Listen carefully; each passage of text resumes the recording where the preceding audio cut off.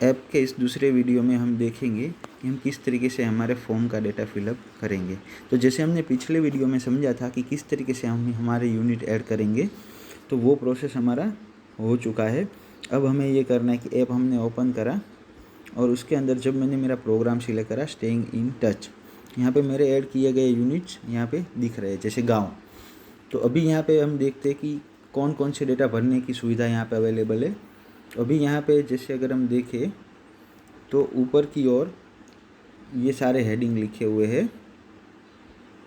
तो हमें यहाँ पे इनमें से सिर्फ एक ही हेडिंग पे अभी फोकस करना है, वॉलंटियर लिस्टिंग, और इस हेडिंग को ध्यान में रखते हुए हमें डेटा भरना है। तो ये वॉलंटियर लिस्टिंग का जो कलर है वो ग्रे टाइप का कलर है, और उसी कलर के नीचे बटन है हर एक यूनिट के नीचे, जैसे कि यहाँ पे दिख रहा है, यहाँ पे दिख रहा है, यहाँ पे दिख रहा है।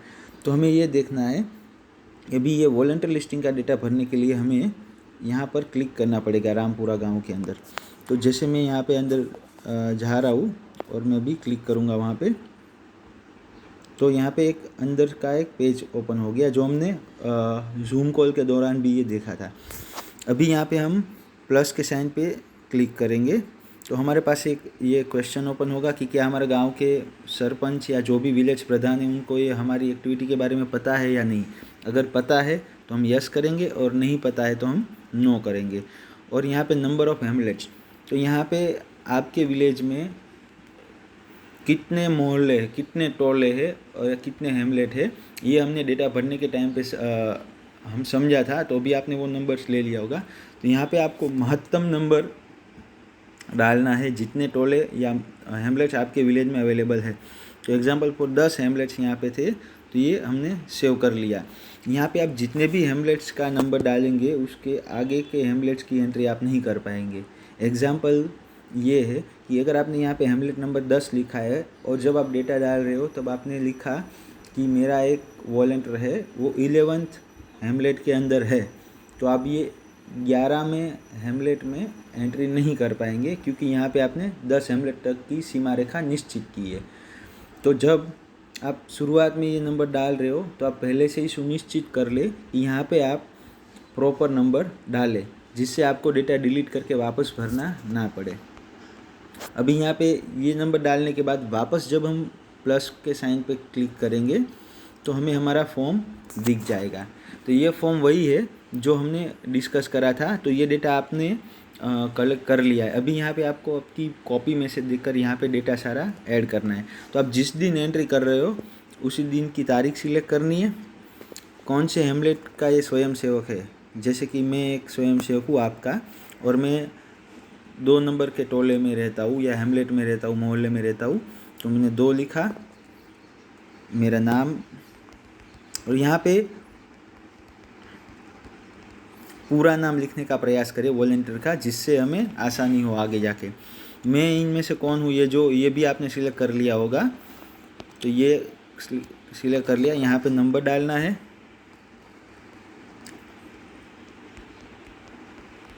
जब तक नंबर पूरा नहीं होगा ये एरर आती रहेगी कि 10 डिजिट का नंबर होना चाहिए।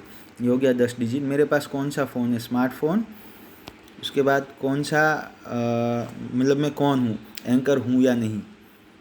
और उसके बाद ये मैं कब जुड़ा था कि कोरोना स्टार्ट हुआ जब हमारा मार्च से पहले, तब से मैं आपके साथ जुड़ा हुआ हूँ या इस कोविड के दौरान जुड़ा हुआ हूँ। तो ये सारा डेटा हमने ऑलरेडी भरा हुआ है, तो अभी हमें सोचने की ज़रूरत नहीं है।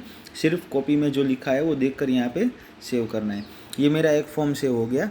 उसी तरीके से मैं एक फॉर्म यहाँ पे डेमो के लिए सेव करता हूँ।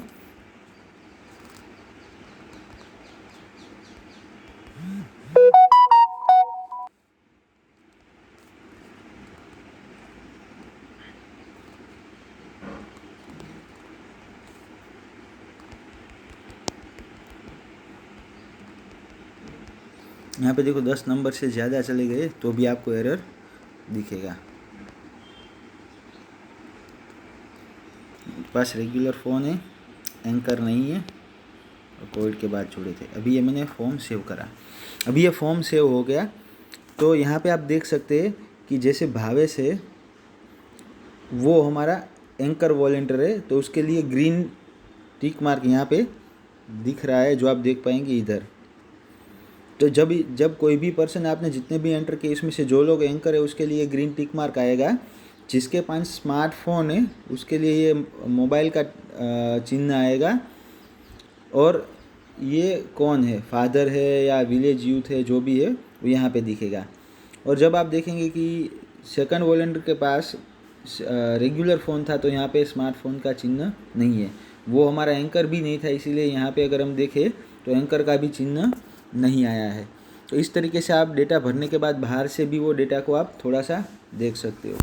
और आप मान लीजिए कि आपने ये जो डेटा भरा उसमें ये वाले जैसे कि सुरेश वाली एंट्री है वो आपने गलती, उसमें आपसे गलती हो गई तो आप क्या करेंगे। तो अगर आपसे गलती हो गई और डेटा सेव हो गया है तो यहाँ पे जो क्रॉस का चिन्ह है उससे आप डेटा डिलीट भी कर सकते हैं।